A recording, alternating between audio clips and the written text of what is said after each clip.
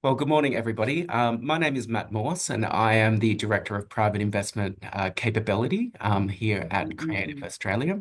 And I would like to welcome you to this information session on one of our important programs that we've been developing over time with Philanthropy Squared, the art and science of fundraising. Before we do get started, I would like to acknowledge the traditional owners of the lands in which we all gather here today. I'm joining from Wurundjeri country and I pay my respects to elders past, present, and any First Nations people joining us on today's call. Today in our session, we'll guide you through what's involved in the Art and Science of Fundraising program, because it is a unique offering that we have as part of our suite of programs at Creative Australia. We'll talk through the program's key objectives, and also we'll explain why we think that the program's unique approach to fundraising is so important. And we'll also get to hear from the program's architects, Marisa and Frankie from Philanthropy Squared, and also two of our alumni from 2024, Kate from The Push and Kevin from Monkey Bar Theatre. So the art and science of fundraising, as I think I briefly mentioned, it's an innovative program that we've been developing over 3 to 4 years with Philanthropy Squared. Philanthropy Squared has been working in the arts fundraising space for over 30 years, and over that time has created what they have kind of coined as the 5 critical success factors when it comes to fundraising in an organization's approach. And these critical success factors over time have really proven what is needed for a sustainable fundraising and philanthropic program. Each of these critical success factors throughout the program are shared, explored, and mapped against the participants and the participating organizations' fundraising journey. It's a program which kind of begins by establishing where you are today, where you'd like to be in the future, and really thinking about fundraising at a strategic level. This program is a little bit different to programs that we've run in the past when it's come to building the capability of fundraisers in arts organizations. This program takes a whole of organization approach with a big focus on the leadership of the organization. As Frankie and Marisa will discuss in a few moments' time, we take a working group of 3, which is, as I said, quite unique. So having the lead fundraiser, a representation from the board, and also the CEO of the organization. This program does run over a significant period of time, just roughly 9 months of the year. Before I say too much, I think now is a good time for me to introduce the other people that are joining me today on the call. Firstly, I would like to introduce Frankie Airey. Frankie is the director and founder of Philanthropy Squared and the co-creator of the art and science of fundraising. Secondly, I'd like to introduce my contact. That's not my contact. My colleague Marisa, also Philanthropy Squared and a co-creator of the art and science of fundraising program. I'd also like to introduce another colleague, Kevin Dupree from Monkey Bar Theatre. Kevin is the executive director, and I'm really looking forward to some of the insights that him and my next colleague, Kate, from The Push, bring to our conversation.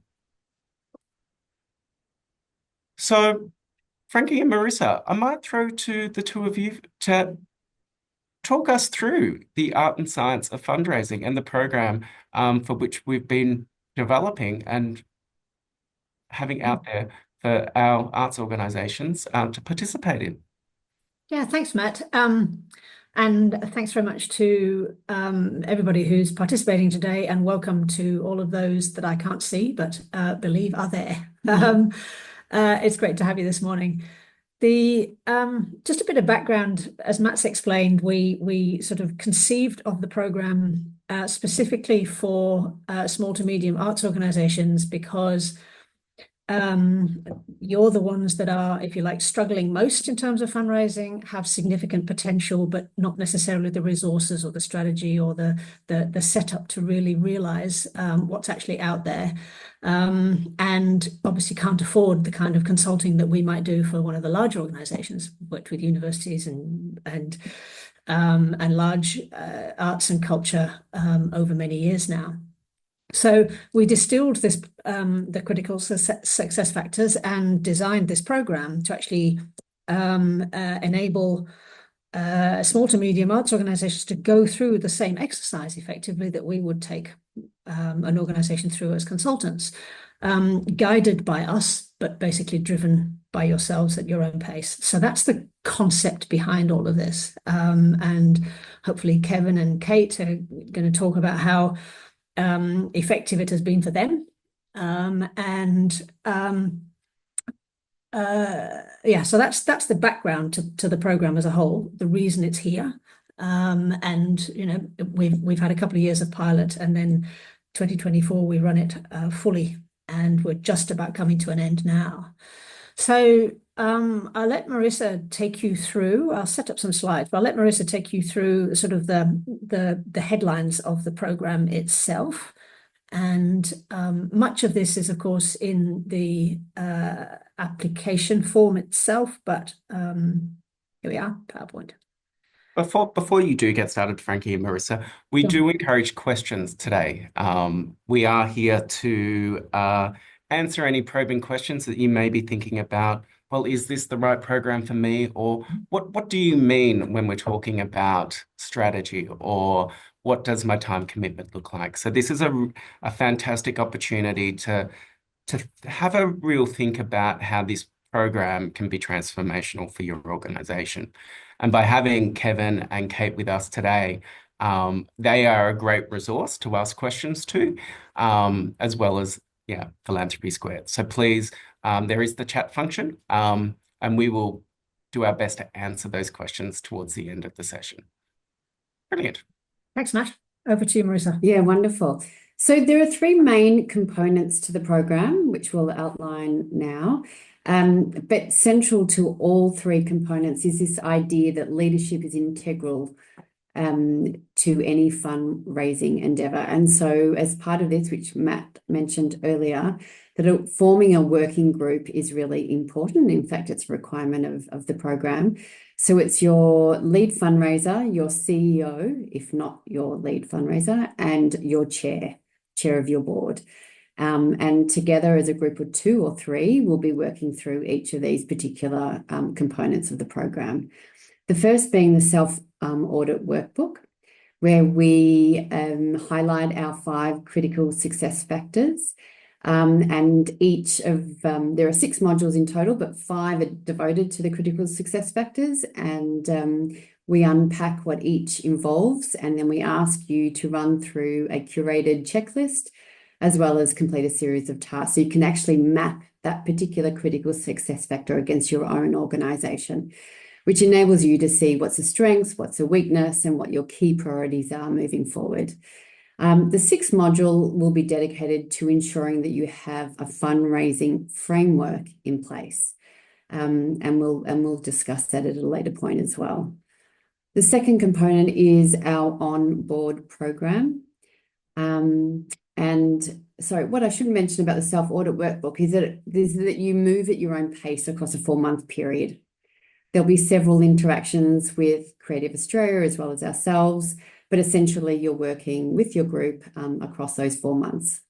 The second component is our onboard program, which has been designed specifically for boards to help uncover exactly what philanthropy is, what their role is as individuals, as well as what the board's role is as a collective governing body. It's a 2-hour masterclass that will be conducted online. And plus each board member will receive a printed playbook to hold on to. It's a perfect companion piece to understand exactly what we're all here to do, and that's fundraising. We just ask as part of this that the chair must be in attendance, and the majority of your board members are also in attendance for it to move forward. And we will schedule those between March and April, so right up front. So it sets the tone and sets an understanding right from the outset. And then the third component of this program, the Art and Science, is mentoring. So once you have completed your self-audit workbook and you've submitted it to Creative Australia will then assign a mentor to you.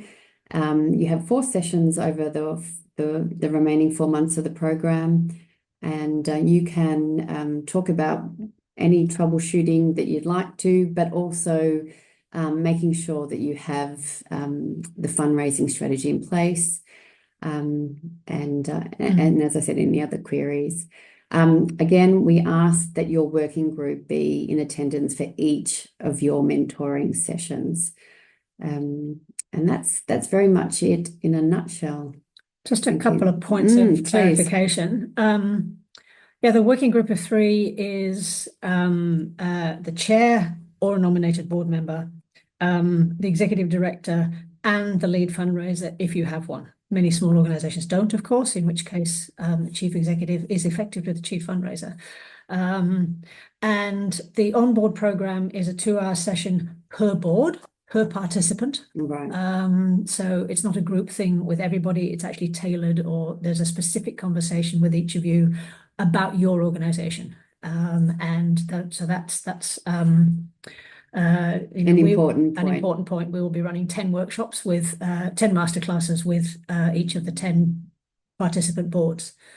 And then the mentoring focus is obviously troubleshooting the strengths and weaknesses, the challenges and the actions that you've come up with as part of your strategy and framework from the workbook.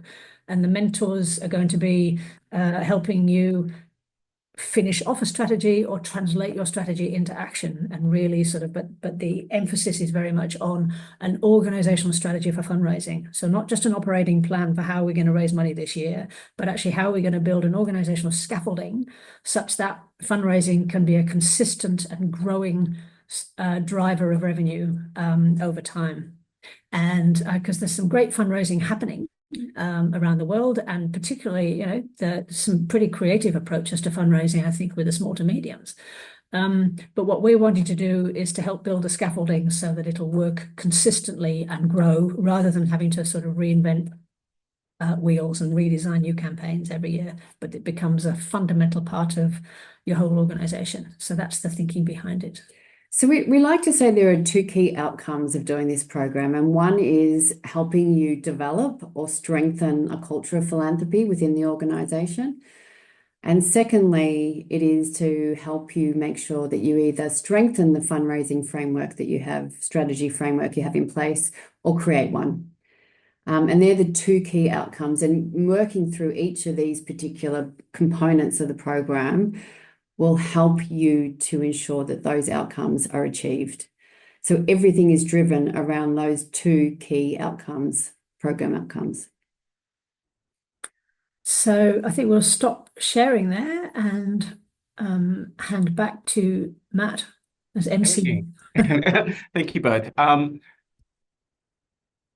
The art and science of fundraising is a real investment by small to medium organizations. It, as Marisa and Frankie have just mentioned, it's a lot of opening up, the bonnet of the car and really looking at the engine in regards to how you approach fundraising, but also, what are some of the things that we can fine tune, and really with that strategic lens that's going to be transformative for our organizations, and thinking about, well, how do we get better at this? And how do we not only just get better at doing fundraising campaigns, but thinking about, well, from that strategic lens, how do we build fundraising into our organizations that is going to make sure that it's a part of all the critical thinking that we do. So when we're thinking about what are our operational plans, or what are our other activities that we do, how does fundraising have a seat at that table and be part of those leadership discussions? We do have some eligibility requirements in regards to this particular program. It is not for it's not for everybody. And as we previously mentioned, it's for small to medium-sized organizations. So that's for organizations that we've defined as having an annual turnover of between $1 and $5 million per year. And you must have a fundraising program. So that's a challenge. So this program's not for beginners. So we'd like to see a track record of fundraising activities for at least 3 years. You also must have DGR status. So therefore, you've got a vehicle in your organization that enables you to take philanthropic donations. And as Marisa briefly mentioned, you need to have the participation at those levels across your organization. We have had some questions in regards to, and I'm happy to answer this one right now, that if your chair is not able to participate in this program because it is quite a large time commitment, we are happy to have another representative from your board or your committee to participate in this program. But as long as they demonstrate that they are in conversation with the chair and other board directors about the direction the program is taking. And of course, we understand the work pressures of boards and their volunteer commitments to programs such as this. So programs such as Onboard and the conversations that we have throughout the year, we do our best to navigate the time around the availability of the participants. But we do require some level of flexibility. This is a significant investment into the organisation by a suite of people that are coming on board to really want to help your organisation improve its philanthropic fundraising. So I might now just introduce, I'm not sure if we saw their faces before, Kevin and Kate. Thank you both for joining us today and being part of our 2024 Art and Science of Fundraising program. I think before we get started, Kate, I might ask you a question just about your experience of the program. Just off hearing what Marisa was saying, this is what the program looks like. How was the experience for you and the push?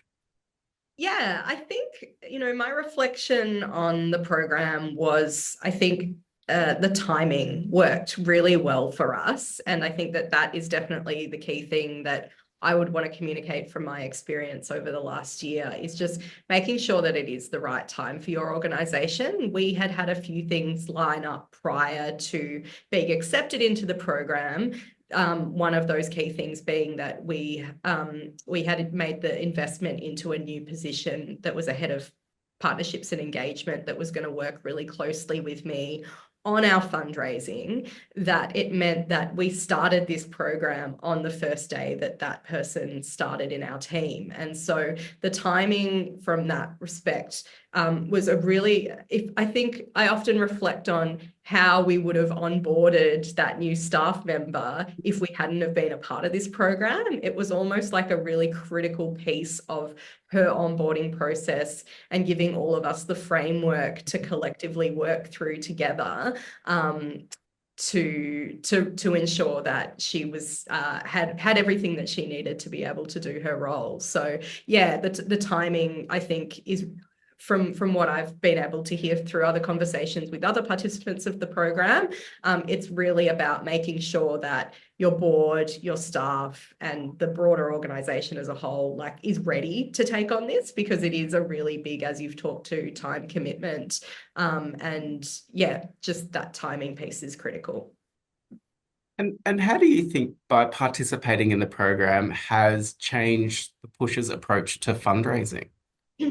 I mean, it's given us, I think one of the best parts about the program is the practical tools that you're provided with, the critical success factors that were spoken to by Frankie and Marisa before. It's given us the framework and the lens in which we're just kind of not making it up, but we didn't have that framework to guide how we thought about it, planned for it, and spoke about it. And now having that, it's really empowered both board and the staff to have the mechanisms and tools to go forward. So yeah. I think that's what I love about this particular program. If we go back to those 5 critical success factors, they are those kind of really kind of strict pillars that invite the conversation across those levels. So you're not being distracted by other areas. You're very focused in on those at those particular moments in time that sometimes you're not afforded when you're thinking about the broader picture of fundraising. No, and I think that the workbook tool is gold in that it forces you to, because as they spoke to before, there's a 4-month window that you're given to complete the workbook. And there's nothing like a deadline to force you to complete something. And I think that previously, without having that, for us, fundraising was always an afterthought and always something that would be a nice to do. But the pressure of knowing that you are one of these participants and there's an investment in you to do this was really, I think, gave us what we needed to make the time with our chair and with our staff to whatever the frequency was, whether it was every few weeks or months, to come together and work through each of those modules. And I really think that without that workbook and those modules, it would have just, again, been another year of things that we wanted to do but never prioritized. Great advice. Thanks, Kate. Kevin, I might throw to you now for you to share a little bit about your experience with the program. Yeah, listen, I'm similar to Kate. I think for us, it came at a really, really good time for us to really look at what does strategic fundraising look like. I think a lot of small to medium, particularly small organizations, you're sort of so in the grind. And the strategy is frankly just how much do we have to raise this year? And we just sort of try and get through the year and raise that money essentially, and then inevitably we don't get to it, and then there's a funding gap. So it always felt like there was such a pressure to raise funds on that sort of annual cycle. And I think it was through the masterclass that Frankie did with our board, which was really wonderful, and it really gave our organization and our board an opportunity to have a very critical conversation around looking at it in a longer term way. So the biggest outcome for us is that we now have a 3-year strategy. And I think that's when the penny dropped for us as an organization, that this takes time, like anything, particularly around frankly, fundraising is all about relationships, right? And you can't rush it, given the pressures of small organizations. So coming up with a strategy that arcs over 3 years essentially has changed the way that we view philanthropy and how we raise funds. So for us, it came at the most perfect time, and also it really unlocked us looking at this in a bigger way, and therefore it's allowed us to make some big decisions around how we are going to fundraise, and it's already proving successful because we've started raising money, which I suppose is what this is all about. So yeah, I'm sure there's lots more to talk about, but those are sort of my initial thoughts, Matt. Kevin, I'm also just interested to hear about how over the evolution of the last 9 months as participating in the program, how have you seen the cultural shift across all the different levels of your organization as you've been through this particular process? Have you seen a big shift or a small shift or? Yeah, listen, I think there has been a big shift because we've been getting all of this really wonderful advice from people. I echo what Frankie said earlier, that for many organizations, they can't afford very expensive consultants. And I don't want to talk consultants out of a job. However, we have in the past spent money on consultancies. And I have to say that we have received so much more out of this experience than spending time with, very expensive consultants. So I think the key change for us has been that we're all on the same page now. Also, that myself and my chair are really clear around how we are going to work together and how we are working together. But fundamentally, we have also made a decision around the priority areas around how we're going to fundraise. So our biggest focus have shifted from just throwing mud at everything to try and get money from every single place possible, whether that's funding applications and so on. Through this process, we decided that we're going to focus on a particular type of fundraising, and that's sort of major donors, and really put all of our weight behind that particular area. And for a small organization, being very efficient with your resources, this program has sort of led us to that.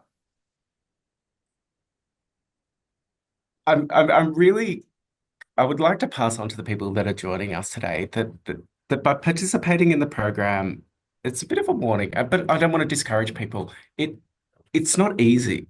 And it's not difficult, but it is hard work. And there is a level of that you need to be able to have the time factor to participate, but also you've got to have that willingness to really kind of investigate and think about fundraising within your organization.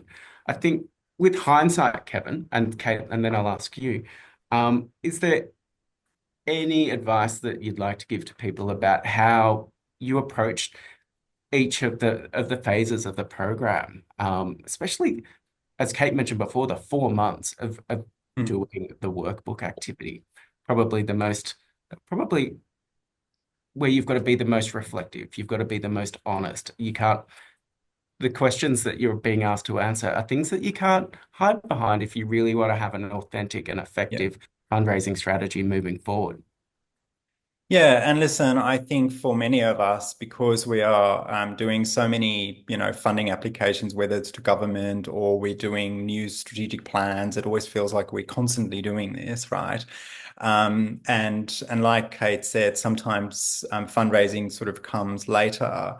I think if you can be very smart around using all of this work in multiple ways, like for instance, to ensure that your strategic plans aligns with your fundraising, that's sort of an effective use of all of those conversations. One of the biggest things that I found around all of this is to create clarity around who you are as an organization and why you do what you do. And I know that seems sort of, and we've been told that so many times, but when it comes to this work, talking to funders and philanthropists, so many times people have said to us, Kev, go away and come back to me and tell me, how are you improving the lives of young people? And of course, that should be a very basic question to answer, but sometimes we have 100 different responses to that question. So strategy is about creating clarity, and fundraising as well, plus relationships, plus asking for money. So the only other thing to add, Matt, is that we don't have a fundraising role in our organization, and we have in the past. However, I've decided that as the executive director, that's now where I'm spending more of my time. And to give you an idea, I'm spending definitely more than 50% of my time on fundraising, possibly even 70 to 75% of it. For us, it's about how do we enable myself to be able to do that work, because of course there's an organization to run. So really making some big decisions. If you're going to do this, then you need to sort of make some commitments. Fantastic. Thanks, Kevin. Kate, having some hindsight, going through the year, is there any advice you'd like to pass on? Yeah, and I think just picking up off where Kevin left, that, and it kind of comes back to what I was saying before about timing. Our organization has gone through a significant period of growth, and with that, my role has changed a lot over the last 18 months, when previously my role was very internally focused and operationally focused. Over the last 12 months, it's become much more externally focused. And with that, I see fundraising sitting as a big part of that. And I think that if we had have done this program 2 years ago, I wouldn't have had the right capacity myself to really have the headspace to do this kind of work and the commitment to driving it. So I think, again, that timing piece is just really important to be asking yourselves, is this the right time for our organization to really leverage and maximize what we're being offered here? Because I think otherwise it could be a missed opportunity if it's not that right time for you to really kind of commit to doing this work.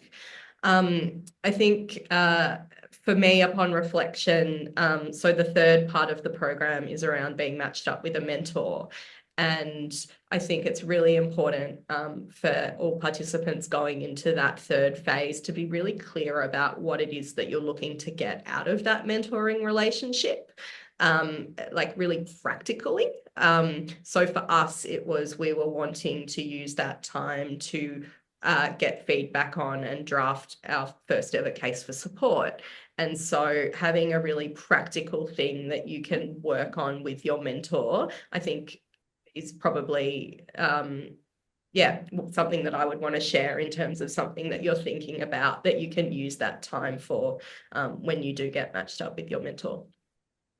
Definitely. It's a very important part of the program, and one that Frankie and Marisa and I have discussed at quite length as to how best do we equip our participants to get into that mentoring and use those 4 sessions in such a productive way in a difficult kind of situation, because ultimately it's taking the learnings of the workbook, but also the onboard masterclass. So it's kind of that where you're at now and thinking about, okay, so we want to build into a solid strategy, and there's some things in that strategy that we'll need help with, and the mentor is going to help us with that.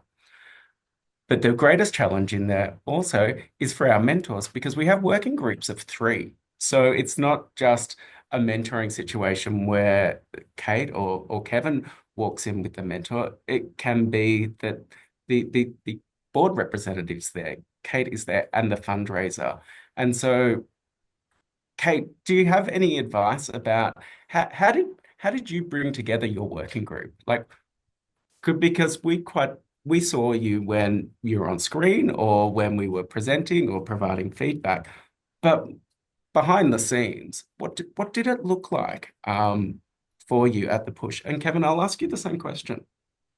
Yeah, I think for us, we were really, well, I shouldn't say we were lucky. Each member of the working group committed their time to being physically present we came together. I think it was probably every 3 weeks or so during that 4-month workbook period. And we carved out maybe 3 hours at a time. So it was a big commitment, but I think being together physically in the same space really enabled us to just workshop and have many conversations to unpack what each of us were thinking about certain elements of the workbook. We would then each separately take away different sections of the workbook and have a go at that, and then bring it back together, and the 3 of us would then go through and pick out parts that we might want to add or edit. And for us, it worked really well. And it was, I acknowledge that with working with volunteer boards, it's getting the time for them to participate in their regular board duties, asking additional things of them, which is it's a whole project in of itself for 9 months, is a big ask. And so, yeah, I think that you want to make sure that your board representative does have that capacity to contribute that time.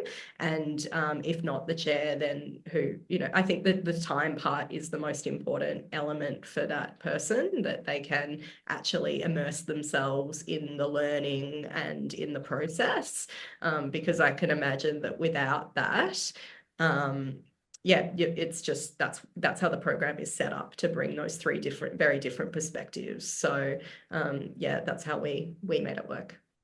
Yeah, thank you. Kevin? Yeah, for us, the working party was really myself and the chair, and we worked really closely together. And some of our sessions, for instance, with our mentor, one was with me, one was with the chair, and it was really good to be able to work with the mentor to actually explore the relationship between myself and the board, and having that sort of multiple people explore that was really good.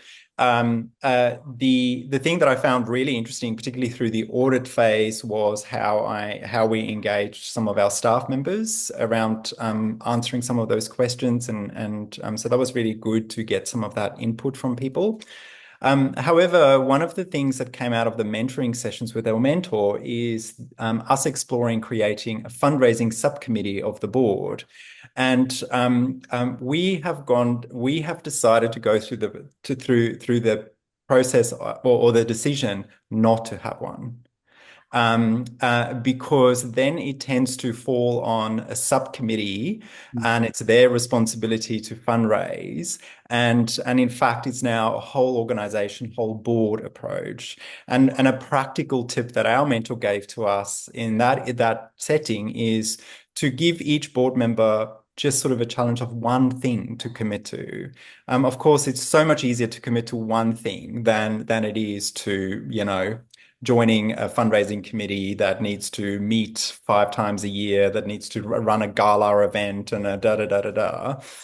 So I think taking a whole organization approach, particularly for smaller organizations, just feels so much more doable. Good. Fantastic. Frankie, Marisa, is there any questions that have sprung to mind whilst Kevin and Kate and I have been talking that you would like to throw into the mix before I move on? Just a second. I was looking at some of the questions. I think the timeline or the time commitment, I think Kate and Kevin have answered pretty well. But we tend to think of the whole program, the whole sort of 9 months. It's almost like an organizational MBA. It's how do you get your organization ready for the task that lies ahead. So all of the key players know what's involved, and that's one of the reasons why we wanted not just the fundraiser involved, if you had a fundraiser, because there are others in the organization who just need to understand how the whole orchestra makes the music and not just how the soloist does it. And so there is a time commitment. Both Marisa and I have been on arts boards. So we know what it feels like to be on all sides of the coin here. And so what I would say is for your organization, if you're considering this, there needs to be an understanding from the board that this is something that you're looking at. If the board itself has been keen that fundraising is an important part of your future strategy, then the engagement that your working group member and then through the on-board program that your board will have is a much better understanding that this is not just about, how do we ask for money? It's really how do we talk to the community? How do we define who we are and how do we articulate that? And how do we actually engage in dialogue? Because as Kevin said earlier, it's about relationships. It's all about relationships. It's not just about raising one gift. It's about, raising those relationships. So the time commitment for the working group, those 2 or 3 people are putting in, a chunk of time. And it will vary from organization, depends how big your organization is, how much work there is to do. I would loosely say that over a 4-month period, I mean, if it's probably somewhere between the 3 of you, somewhere between 7 and 10 days work between the 3 of you. I don't know if Kevin or Kate, you would find that, about right. Again, if we were the consultants coming in and doing that, it would probably be 6, 7, 8 consulting days. But we've actually got 3 of you to kind of drive that exercise and do the division of labor.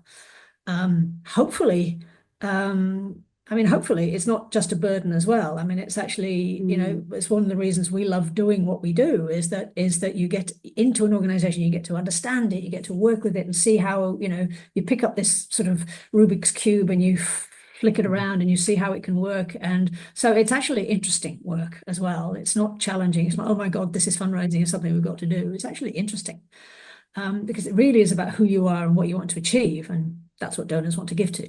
So the time commitment is perhaps not insignificant, but potentially not substantial. And so that's one thing. I think Before you in go terms of on your there, organizational readiness to get going on this, I think it is a question of are you poised to grow, and where does your board feel that this sits, that fundraising sits in terms of your strategic future? I think, Matt, were you Yeah, going sorry, to Matt. say something? yes, I was going to add that a huge part of participating in the program is not about knowing everything. It's actually about learning a lot. And so across those different levels of your organization, because of course, if you've got a dedicated fundraiser, they're going to have probably more skill in fundraising and thinking about the ask and the case for support. And in where you've got a CEO, they're thinking about the organization as a whole and its outputs, and may bring a very different lens or a level of experience to fundraising, which is probably completely different to that of your board members. And so the program has been designed as to think about, well, how do we bring all those voices together, and thinking, well, as Frankie kind of mentioned before, not just having the one singer, but having the whole choir, or, in orchestral terms, everybody playing from Yeah. the same song sheet. Mhm. And so at no point have we focused things is to alienate either of those audiences. It's about bringing them together to have shared moments where they can discuss and understand things better, so that there is that entire level of contribution to fundraising strategy and hopefully success moving forward. I Yeah. think that's just really important, because I know some board members that are petrified of fundraising. They don't think that they play a role in it. They think that it's the role of the CEO or the fundraiser to do that. And they have that position because they haven't been engaged, or they haven't been involved, or the approach to them has been not the right approach to get their level of engagement. So I can say that through this program, and Kevin and Kate, please do jump in, that it is about bringing people at various different levels to one kind of song sheet. I just wanted to pass that on. Thank you. There's quite a few questions that we've received, Matt. Fantastic. All right. Give me 1 second. I will.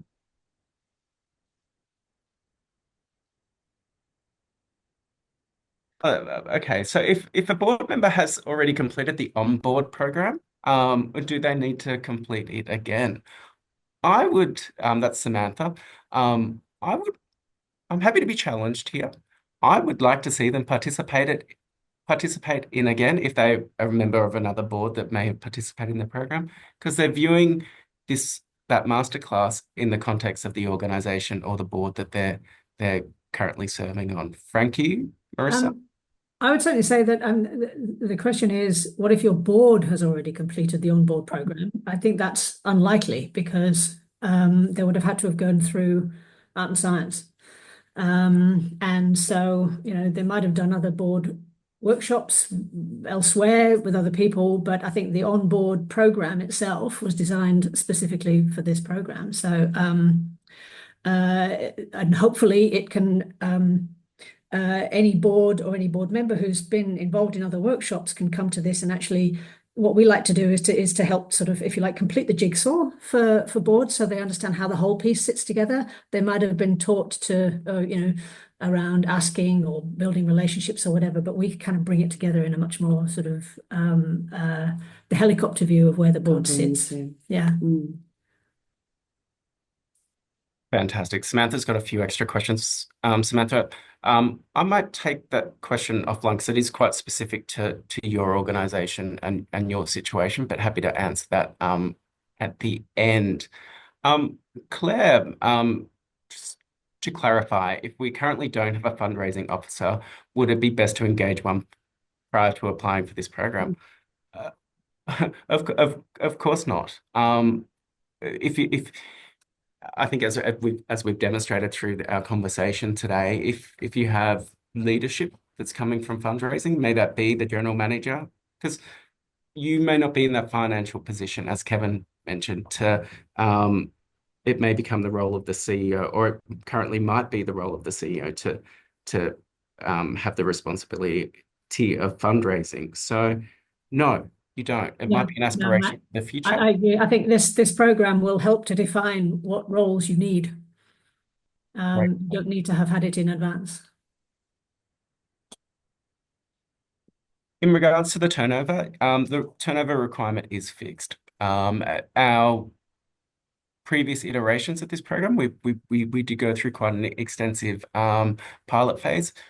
Really helped us hone into where this program is best situated by revenue, and we made that decision that for this particular cohort, that the minimum turnover needs to be of $1 million. Frankie, is there anything that you would like to add about our decision making there, or happy for us to Um, move on? yeah, I think we agreed that it should be fixed here because the smaller organizations, the really small organizations, I guess, the hitherto the threshold was a 500,000. And then it is hard to find a dedicated time and resource. It's strategy is always helpful and always important, but I think there is a sweet spot for organizations. This program has a sweet spot, and it's organizations of around about 1 million turnover who have had some fundraising, some structured fundraising, not necessarily a fully fledged fundraising program, but some structured fundraising so that you have a sense of who your audience is, who your donors might be, and some sense of what your value proposition is. And then we can add flesh to those bones. And it's also a great point to mention that the Development and Partnerships division of Creative Australia does have other support mechanisms for organisations that either may not be invited to participate in the 2025 round, or the turnover threshold does not work. And that's through our Development and Partnership state managers. And they provide a free coaching service that is free of charge to anybody working in the arts and culture that are thinking about it may be tactics when it comes to fundraising. It could be board development, or it could be about strategy. And you can really carve out your own journey or your level of participation with those development and partnership state managers. And their information is available on the Creative Australia website. Okay. In regards to support material, I think we just go back to the key points of the program and what we're looking for. In your expression of interest, we're really looking for you to demonstrate your willingness across your organization to commit to the program. And I think, as we've kind of expressed today, do the work, demonstrate that commitment. Whilst also kind of giving us an insight to how you're wanting to build the fundraising capability across your organization. So we're not judging your application based on your artistic output. That's not on the table. We're looking at the organizational readiness and willingness to commit to developing or changing a culture into philanthropic fundraising. So really keep the focus there.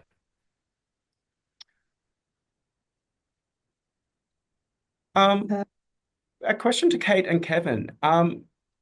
Did you both find that other work had to stop or diminish in order to do the course? Did one of the working group carry the organization's approach? Kate, I might throw to you first. I'll read the whole question out and I may speak to it first. This is from Anne. Did Kate and Kevin find other work had to stop or diminish in order to do the course? What was the split of work between participants? Did one of the working group carry the organization's approach? For our perspective, and I think I sound like a bit of a broken record here, but I think because I had capacity myself to be doing this kind of work at this time, it didn't mean that something had to give. I think if 18 months ago, when I was more operationally focused, then yes, I would have had to have made a decision for something to have gone over this. But I now, by nature of where our organization is at, have capacity, and this is now a big focus of my role, that this was just a part of my normal everyday work. I think we each, I really do truly believe that across the three of us, we each had a shared responsibility in terms of the outputs and deliverables across the project. I think that Julia, our head of partnerships and engagement, was probably our key mascot who would hold us all to account. And that probably is important when you are working in any group work. I think we've all learned from uni over the years that you probably need someone who self-nominates to be the one to hold you to account.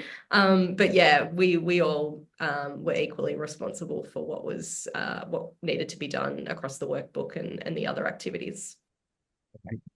Kevin? I think for us, similar to Kate, I think it's important to see this as part of the work. I think maybe instead of it pulling me away, it sort of sometimes wanes because something else is really, really important. Something else is happening in the organization. And I think then if there's more than one person sort of really thinking about this, because some of these things require a very sustained effort, particularly when it comes to relationships building and all that sort of stuff. I think my biggest advice is not to see this as a training course or a program that you are going to be doing to learn how to fundraise. I think you will learn that, but actually deciding that if this is a priority for the organization, that it requires some clever thinking and some planning. And this is really a great opportunity to help you do that. So it's actually fitting in with what you are doing already. And that's why I think it's very important to be at the right moment to really maximize the use of it. I think if you're not there, you will benefit from it regardless. But I think to maximize that outcome, to be able to look at it through that lens is really important. Then I think it doesn't really matter if it takes you away from your day-to-day. Any final questions? I'm just going to have a quick scan, just noting that we are close to time. From the beginning, yes, so the program is free of charge for participants, which is absolutely amazing. So it's something that we are subsidizing at Creative Australia. But in saying that, we're asking, you to commit to a program over 9 months. So, it balances nicely out. So if you make the commitment, I think it's a great investment by us into your future as your organization, into diversifying your revenue and building great relationships with people that want to support you for the great work that your organizations do.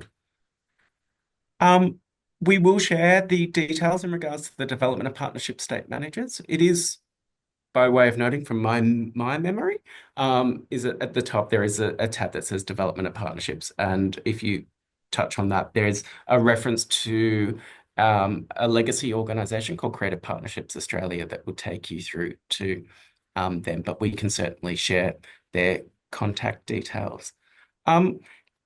Kate, Kevin, just before we do close, I would love just to hear a reflection on what does the future look like now that both of you are still in the mentoring phase of art and science, but what does the horizon look like for the push and for Monkey Bar by taking this opportunity and really running with it?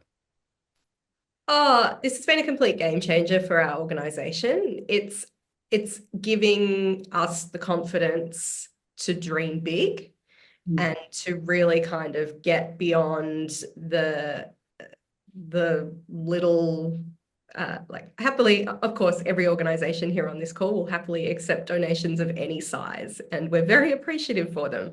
But doing this work and being connected with the people that we have been through this program is giving us big aspirations to really, as I say, dream big and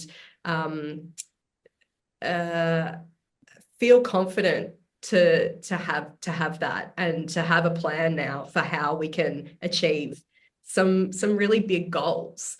I feel really confident for what we're setting for the future, and having all of these last 9 months have given us everything that we do to have great confidence that, yeah, we're going to achieve something big. Awesome. Thank you. Kevin? I'm really enjoying fundraising now. I never used to.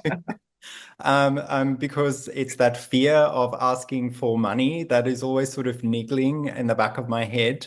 But frankly, I think since I've now learned that there's only going to be one or two answers, a yes or a no, and having a very clear response to those, turning the no's into a conversation and a relationship is actually really is also equally beneficial. And for us, a few no's have set us off to explore a range of different things, including exploring things like social impact in investing. And I know that's a total different ball game, but that came from philanthropic conversations. And for us, it's exciting to be able to sort of test new models and do new things.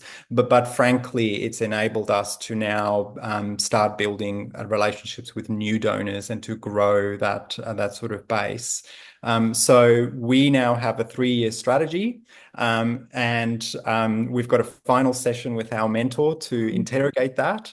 And then we've got a big board meeting, but really, frankly, this is work that's been going on for years, and so now we are sort of in implementation mode. So we feel pretty strong. I'm hoping that we will be employing someone to really step into this role soon. And I think, echoing previously, do the work, then employ the person. Brilliant. Thank you. Thank you both for taking the time out of your organizations to be here today. I think Yeah, very much. your advice has been fantastic. Just a few housekeeping things before we do go. So the program is now open for applications, and it closes on Tuesday, the 3rd of December. So I think about 3 weeks away. Of course, we hope that we've answered as many questions that you needed answered today. But if you do have any questions or need advice on your application, please don't hesitate to contact my team, which is the Private Investment Capability team.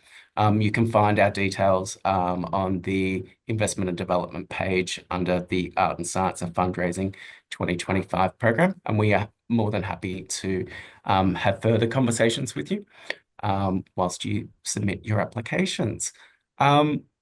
Thank you, Marisa, Frankie. Thank you for taking your time to talk us through. And again, Kate and Kevin. So I think on that note, we'll end this session. So thanks, everybody. Thank you, Everyone. yeah, Okay. thank you very much. Thanks. Bye.